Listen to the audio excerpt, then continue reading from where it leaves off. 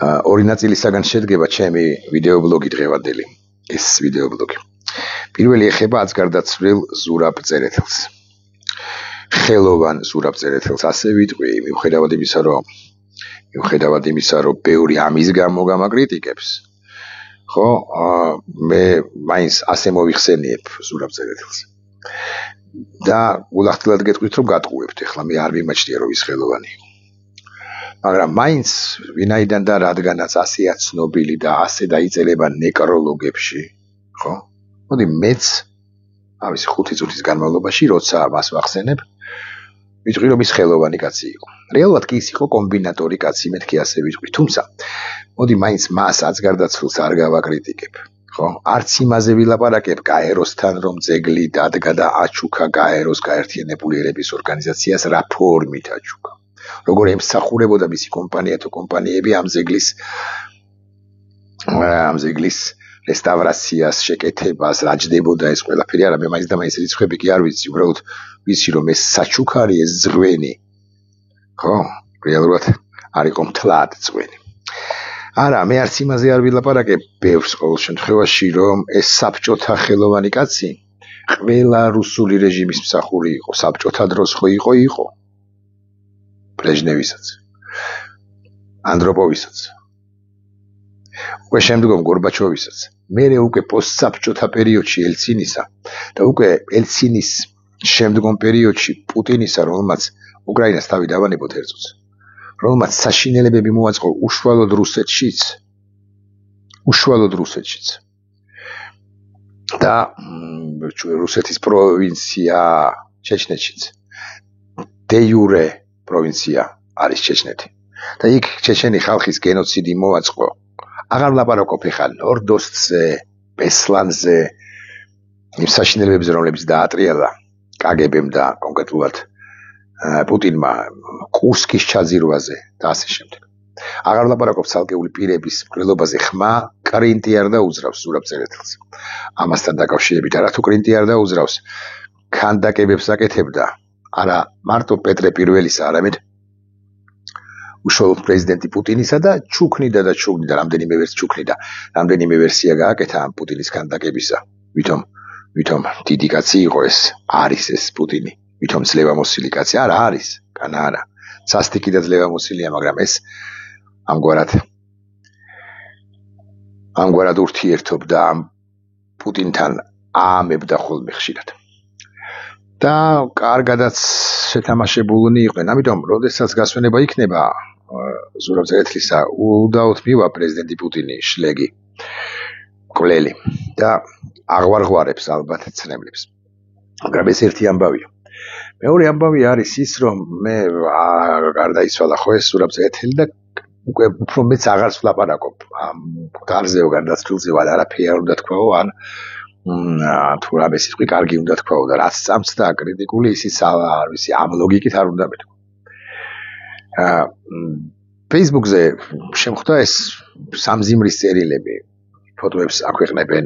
კარგი ადამიანები აქვეყნებენ, არ გეგოდოთ რომ ცუდებზე ვლაპარაკობ. მამუკა მდინარაძე კი არ აქვეყნებს, არ ვიცი რომელიმე აქაური რუსი. არა, ჩვენთან ერთად რო არიან ამ ბრძოლაში და ჩვენ რომ მართან ერთად ვარ ამ ბრძოლაში ამ რუსული რეჟიმის წინააღმდეგ, ის ხალხი აქვეყნებს ხალხმა.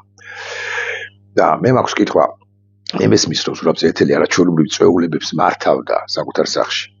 არაჩვეულებრივი ღვინოც ექნებოდა, ახაც რო გახვიდე ამ რაღაც დიდ ჰიპერმარკეტებში არის მისი ბრენდის ღვინო ზურაბ წერეთელი თუ წერეთელი აწერი არ გამისინჯავს, სიმართლე გითხრათ არც ვიცი როგორია. შესაძლოა კარგიც კი, არ ვიცი. მაგრამ გავიგე რომ კარგ წვეულებებს მართავდა. გავიგე რომ მეგობრობდით, ძმაკაცობდით, არაჩვეულებრივი ურთიერთობა გქონდათ. გავიგე რომ ამ ზურაბ წერეთელთან ვინ არ იყო დამყოფი და ვის არ გინახავთ და ვისთან არ გქონიათ კომუნიკაცია ურთიერთობა. გავიგე ეს ყველაფერი. მაგრამ როცა ვიცით წინასწარ და ნამდვილად და ბეჯითებით ვიცით, რომ ზურაბ წერეთელი იყო რუსული რეჟიმის მსახური, განა გარდაულად აუცილებელია ჩვენგან მისი სამზიმრის წერილის გაცნობა საზოგადოებისათვის. პერსონალურად მე მგონია რომ ისიც კი რაც გარდაუვალია, ერთიც არ ოქხურავს ჩვენ და პუტინს, ხო, ესეც კი უკვე არსებული უბედურებაა, ცუდი ამბავია. ერთ ჰაერს რომ სუნთქავთ საბოლოო ჯამში ჩვენ და პუტინი, ესეც კი ცუდი ამბავია. და რატომ ქმნით ხელოვნურ, ამდენად სწორი სიტყვა არ ვიცი, შეხების წერტილებს პუტინთან. პუტინი სუსტად ისევე მარილიანი ცრემლებით იტირებს სურაბწერეთლის გარდაცვალებასთან დაკავშირებით, როგორც ჩვენს თურმე ვტირით. და მოდი რა ჩვენი ეს ემოციები ჩვენებს მიმართავ სურაბწერეთელთან იმართებაში დავმალოთ. იმიტომ რომ სულ მინიმუმ გაუგებრობას იწვევს ჩვენში, ჩვენ საზოგადოებაში, ჩვენთან, თქვენთან ერთად ვინც არის. იმარა თუ ეს ყვარობს, თუ მას მოსწონს ზურაბწერეთელი, იქნება და მოსწონს ზურაბწერეთლის ძმაკაცი ფრანგულად ასია თუ არა, ქართულად ვიტყვი. ჩემი მეგობრის მეგობარი, ჩემი მეგობარია. მე მაინც და მაინც იმას კი არ ვამბობ, რომ რომელიმე თქვენგანის მეგობარი არის პუტინი, არა, ჩერეს ძმაკაცი კი არ არის, მაგრამ საერთო სივრცეებს, საერთო წუხილს, საერთო სამძიმარს, საერთო თემას, რატო ვქმნით ხელოვნურად პუტინთან ერთად, პუტინთან და მთელ პოლიტიკურ ელიტასთან ერთად ის ხო იტირებს ნამდვილად, ხო? მისი წარმომადგენლები ხო წრეს შემოარტყავენ, დაკრუგავენ უგაცრავად რუსულისთვის სასახლის გარშემო და მას ხომ იქ, ანუ ზურაბწერეთს იქ დაასვენებენ და არა აქ. პარემ ვიტყვი ორ წინააღმდეგასაც, სამ აზრსაც ვიტყვი, კი გამიგრძელდა, მაგრამ მაინც. საშინელებაა ეს ძეგლი, რომელიც დადგა ზურაბწერეთელმა, მიშა სააკაშვილმა, ზურაბწერეთლის ძეგლი, წმინდა გიორგის მოოქროვილი, თავისუფლების ქანდაკებად წოდებული, თავისუფლების მოედანზე. თლად რო ყველაფერი სამართლიანად ჩატარდეს ამ ქვეყანაში, სამართლიანობა აღდგეს, სწორი სიტყვა, ხო, სამართლიანად წარიმართოს პროცესები, ეს ძეგლად წოდებული სიმახინჯე ჩამოსაგდებია. ჩამოსაღებია, თუ გნებავთ ასე ვიტყვი. არაფერში არ ჯდება, არც არქიტექტურულად ჯდება, არაფერში და არც კონცეპტუალურად ჯდება და არც მისი ფერის თვალსაჩინო ჯდება და არც არ ვიცი, არც არაფერში არ ჯდება. მით უმეტეს კვლავ ვიმეორებ ქართველი რუსების მიერ გაკეთებული შექმნილი და ასე შემდეგ და საერთოდ პროფანაცია, თავისუფლების ძეგლის პროფანაციაც არის და წმინდა გიორგის პროფანაციაც არის, ჩემი აზრით კი არა ობიექტურად. და მეორე ამბავი, არ დავასახელებ ალბათ გვარებს იმ ადამიანების, ვინც უფრო უნდა დაგვეტირა ამ ხნის განმავლობაში ჩვენ. ხელოვანებს გულისხმობ და მხატვრებს კონკრეტულად. რომლებიც არ არიან ცოცხალი, მაგრამ არ რატომღაც არც ერთი ძალიან დიდი ხელოვანის თაობაზე არ მინახავს ჩვენი გამოჩენილი მოქალაქეების ცრემლიანი სტატუსები, ტექსტები. შემიძლია გავიხსენო. ულახtildeად ლაპარაკობ. შემიძლია. მაგალითად, ვისრა გვარებს არ დავასახელებ, ან არ ვიცი დავასახე, არ ვიცი. მაგალითად, არც თუ დიდი ხნის წინ გარდაიცვალა ირაკლი სუთიძე იყო ესეთი მხატვარი. თუ ვინმე ზგონია, რომ ირაკლი სუთიძე არ იყო მსოფლიო მასშტაბის ხელოვანი, ის ვინმე ცდება. ის მართავდა ესეთ დიდ და გამოჩენილ პირთა სფეულებებს საკუთარ სახლში. ალბათ, ის გრანდიოზულებს, ისეთებს, როგორცაც მართავდა რაც გარდაცვლილი ზურაბწერეთელი, მაგრამ ირაკლი სუთიძე იყო უმასშტაბურესი ხელოვანი. და მეორეს მეკეთის უთვლი მის მეუღლეს მოკითხვას. და მეორე ბატონი ლევან სუცქირიძე მაგალითად, უმასშტაბურესი ხელოვანი, მამუკას უთვლი ახლა მის შვილს მოკითხვას. და რომლის თაობაზე, რომელთა თაობაზეც მე ერთი სიტყვას კი არ წამიგითხავს. აქ კი მდინარაძემ უნდა იტიროს ალბათ და ჩვენ სადღაც ვტირი ვართ, პუტინმა უნდა იტიროს და ჩვენ სადღაც ვტირი ვართ. ამით საბოლოო ჯამში იმის თქვა მინდა, რომ მორალური სიცხადეები გარდაულად აუცილებელია. მე კი არ ვაჯიბრებ ახლა ბატონ ლევანს და აც გარდაცვლილ ზურაბწერეთელს რას ვზანებთ. მაგრამ მორალური სიცხადეები საქართველოს სამსახურში მყოფების მოტივისცემა პირველ ყოვლისა არის გარდაულად აუცილებელი ჩვენგან და ჩვენი მორალური სიმტკიცეები, სიცხადეები და ასე შემდეგ და ასე შემდეგ. საერთოდ ეს რეჟიმი ცდილობს, რომ ჩვენ რაღაცნაირად გაგვტეხოს, ჩვენ ყველანი ერთად. და ჩვენ საზოგადოების იმ ნაწილს, რომელიც ჯერაც არავისკენაა, ხო, ან დაკვირდება პროცესებს და ასე შემდეგ, ხო, იმ საზოგადოების იმ ნაწილისთვის ჩვენ ცუდ ტიპებად წარმოგვაჩინოს, გაგვაშაოს ჩვენ. აძლევთ მეთქი ამის შესაძლებლობას ბარემ ვიტყვი. კიდევ ისეთი თქმა მინდოდა, ხო, ეს ჩვენი სიმტკიცე არის გარდაულად აუცილებელი იმისთვის, რომ ეს რეჟიმი დაეცეს, ეს რეჟიმი დაემხოს. ამ სიტყვასაც ვიხმარ. და ახლა ეს რეჟიმი უნდა დაემხოს. ოღონდ იმისთვის, რომ ეს რეჟიმი დაემხოს, გარდაულად აუცილებელია კიდე, მოდი ესე ვიტყვი, პროფესიულ ჯგუფებს შორის მეტი და მეტი პროტესტი. მაგალითად ახლა რამდენიმე ჯგუფს დავასახელებ. აი მაგალითად სად არიან ბიზნესმენები. მე მესმის რომ რაღაც პლატფორმა შეიქმნა, კარგი იყო, ეს ასაკურებელია თავისი როლი ითამაშა, შეიძლება ეხლაც თამაშობს და ასე free business დაკავიკე. მაგრამ თუ ვინმეს გონია, აი ხმაგაკმენდილი ბიზნესმენებიდან რომ გაძრება როცა ყველაფერი დასრულდება და ყველაფერი ასაკურებელია საქართველოს გამარჯვებით დასრულდება, ძალიან მწარედ ხდება. თქვენი შვილებისთვის უნდა იყოს ეს რაღაც ევროკავშირში ვიზომი მოსვლა, იმიტომ რომ ჩააწყობთ რომელიმე ქვეყნის წელსში და ჩვენი შვილებისთვის არ უნდა იყოს. ეგრე როგორ არის? ამიტომ თუნდაც პატარა პროტესტი უნდა დაფიქსირდეს თქვენი მხრიდან. და თქვენი პროტესტი კი არის მის. სამწუხაროდ. არის მის, ეს არის ობიექტური რეალობა. ახლა ვილაპარაკოთ ექიმებზე, უბრალოდ სხვა ისტორიას გავიხსენებ, მე რატო არ მქონდა ვიდეო ბლოგები ეს 2-3 დღის განმავლობაში, იმიტომ რომ არ ვიმყოფებოდი საქართველოში და იქ რაღაც ვიმყოფებოდი ევროპაში, არ მეცალა ამისთვის, ესე ვიტყვი. უკან რო ბრუნდებოდი ქუთაისით წამოვედით, ოჯახთან ერთად გავხდით, უკან რო ბრუნდებოდი, შემხვდა ერთი ახალგაზრდა კაცი 25-27 წლის მეგობრებთან ერთად. მიცნო მივესალმეთ ყოველ შემთხვევაში ერთმანეთს, შევხვდებით რუსთაველზე და ახლავთ ესეთი ტექსტი იყო, რამდენიმე მითხრა ამგვარი სიტყვები სიმართლე გითხრათ იმ რეისის მგზავრებმა და ამ პირველმა ახალგაზრდა კაცმა კი 25-27 წლის ვინც იყო მეგობრებთან ერთად რაღაც გამოვკითხე რაღაცა და მითხრა რომ მას აქ უმძიმესი დაავადება, უბრალოდ მე ახლა ვიხსენებთან და რომლებიც ლიმფურ ჯირკვლებთან არის დაკავშირებული ნამდვილად, მაგრამ ეს კონკრეტულად რომ არ გამომივიდეს რაღაც ესე რომელიმე დაავადებაზე არ ვისაუბრობ, ის კონკრეტულად არ ვიცი, არ მახსოვს, აქედან გამომდინარე შეიძლება ლიმფომა, შეიძლება სხვა არ ვიცი. მოკლედ, რომლის მკურნალობა ჩდება დაახლოებით $8,000 თვეში. ერთ-ერთ უცხოურ კომპანიას აუღია საკუთარ თავზე. ერთ-ერთი უცხოური კომპანია იხდის, წარმოიდგინეთ, ყველაზე მინიმუმს ვიტყვი $80,000 წლის განმავლობაში 5 წელი სჭირდება დაახლოებით მკურნალობა, რაც მახსოვს ესე მითხრა 4-5 წელიო. 5 წელი ავიღოთ.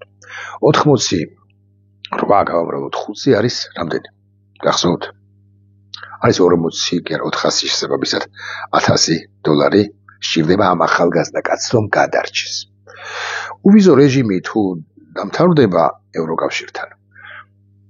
ამ ახალგაზრდა კაცს არ ექნება ევროპაში მგზავრობის და მკურნალობის შესაძლებლობა, ეს ერთი, და გარკვეული ალბათობით მას შეუჩერებენ პროგრამაზე. ანუ ის ბიჭი გაწირულია სიკვდილისთვის. ის მაღალი გარკვეული ალბათობით მისმენს ძალიან დიდი ბოდიში, არც სახელი მახსოვს, არც გვარი. ის მასზე ვლაპარაკობ. ასეთი ხა მე გავიცანი ალბათ, ერთი ადამიანი გავიცანი, მაგრამ აი წარმოგიდგენთ რამდენად ბევრია ამგვარი ადამიანი, ხო? რომლებიც სოქს 5,000 სჭირდება, სოქს უბრალოდ ჩასვლა სჭირდება ვენაში, ავისი ბერლინში, მიუნხენში, ნიურნბერგში, არ ვიცი, პარიზში, მადრიდში. კითხულობდი ეს არ ეხება ევროკავშირს, მაგრამ კითხულობდი ერთ-ერთი ქართველი ექიმის სტატუსს დღეს თუ გუშინ, რომელმაც ბრძანა, რომ შეუდარებლად გაზრდილია რაოდენობა თურქეთის კლინიკა, სტამბოლის კლინიკებს, ვინც მიმართავს მათიო. და ბევრიო სხვათა შორის მოდისო ძალიან მძიმე დიაგნოზით, ლეიკემიის დიაგნოზით. მესმის რომ თურქეთი არ არის ევროკავშირის წევრი და იქ მგზავრობა იოლი იქნება, მაგრამ იცი რა, რამდენი მიდის თურქეთში, მაგრამ რამდენი მიდის უფრო შორსაც. ხო, თურქეთი აქვეა მეთქი ასე. მეზობელი სახელმწიფოა, ხო? სტამბოლამდე 1800-2000 კილომეტრია. რამდენი მიდის 4000 კილომეტრის დაშორებით. ევროპაში რამდენი მიდის? ამგვარი დაავადებით, მძიმე დაავადებით, თუნდაც არამძიმე დაავადებით. აქ არიან ჩვენ გვყავს მხეცი ექიმები, რა თქმა უნდა, მაგალითად მხეცი მართლა. მაგალითად კარდიოქირურგები მაგალითად. ხო, შემიძლია დავასახელო, მაგრამ არ დავასახელე. და ყავს და რაღაც საკითხებში, რაღაც სფეროებში მოვიკოჭრეთ, არც ამ სფეროებს არ დავასახელე. ჩვენ ვიღაცისთვის შეიძლება ძალიან მნიშვნელოვანი ქვეყანა ვართ, მაგრამ ჩვენ არა ვართ საუკეთესო მედიცინა, ჩვენთან არ არის განვითარებული, საუკეთესო არ არის. ხო და ამიტომ მე რატო ყვები ამ ყველაფერს? ამ ბიზნესმენებმა, მსახიობებმა, ყველა მსახიობს არ ამოუღია ხმა. ექიმებმა, სტუდენტებმა, მოდი ვიყოთ გულახდენილნი, კი, ბევრი სტუდენტი გამოდის, მაგრამ უმრავლესობა არ გამოდის. პროფესიული სხვადასხვა წრეების წარმომადგენლებმა, კონკრეტულად ხელოვანებმა, მხატვრებმა, ცალკე მსახიობებმა, ცალკე ყველა მსახიობი არ გამოდის, მხატვარი ყველა არ გამოდის, კი რა ცოტა გამოდის. ხო, მწერლებმა და ასე შემდეგ. უნდა ამოვიღოთ ხმა და უნდა ვიყოთ მყარნი და მტკიცენი ჩვენს პოზიციებში. ეს არის ასე. თუ არ გვინდა რომ ეს ქვეყანა დაემსგავსოს, კი არა, ეს ქვეყანა გახდა უკვე ერთგვარად კავკასიის ბელარუსი, მაგრამ საერთოდ მოიიღლიაოს რუსეთმა ეს ქვეყანა. და გააკეთებინოს ამ რუსებს ყველაფერი, რასაც ისედაც აკეთებინებს, მაგრამ გაცილებით მეტი უნდა გააკეთებინოს, უნდა რომ გააკეთებინოს. საქართველოს დანგრევა, მარტო მიბობრებაც არ უნდა, ხო? საქართველოს მთლიანად წაშლა უნდა, ტერიტორიად ქცევა უნდა რუსეთს. და ბიზნესმენები, რომლებიც ხმას არ იღებენ, აი ესე ცნობილი, მაგალითად ბენზოგასამართი სადგური. და დავასახელო არც ვიცი ვინ არის დამფუძნებელი, რომ პეტროლი. ბენზოგასამართი სადგურების ქსელი, ვისოლი მე კი ვიცი ვინც არიან პატრონები. პატრონები. სხვები და სხვები. რატომ არ იღებთ ხალხო ხმას? თქვენთვის კარგი პონტია ევროპაში მოგზაურობა და აი ჩემთვის არა? ვინმეს გონიათ რომელიმე თქვენგანს, მარტო ვისოლზე არ ვლაპარაკობ, ავის სხვებზე ვლაპარაკობ კიდე. სამშენებლო კომპანიების ლიდერები, ხელმძღვანელები. თქვენ გონიათ რომ გავიგერო თქვენ ბევრი გაიგეთებიათ ამ ქვეყნისათვის თქვენეული წარმოდგენით, მაგრამ თქვენ გონიათ რომ ჩემზე არ ვილაპარაკებ, აი რომელიმეს ნაკლები გაუკეთებია, ვინც ახლა აქციაზე ამ წუთებშიც. ვისაც იჭერენ, რატო არ იღებთ ხმას თუნდაც მინიმალისტურ დონეზე? მე ვკითხულობ არაჩვეულური სტატუსებს,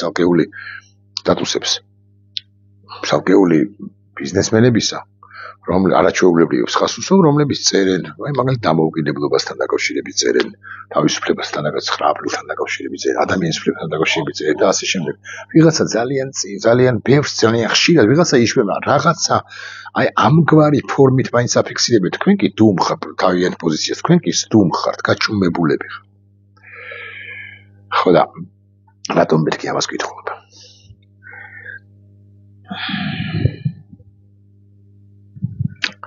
ხო. აი ამის თქმა მინდოდა სულ პრინციპში და ასობაში კი ამოიწურა 18 წუთი და წავიდა მე-19.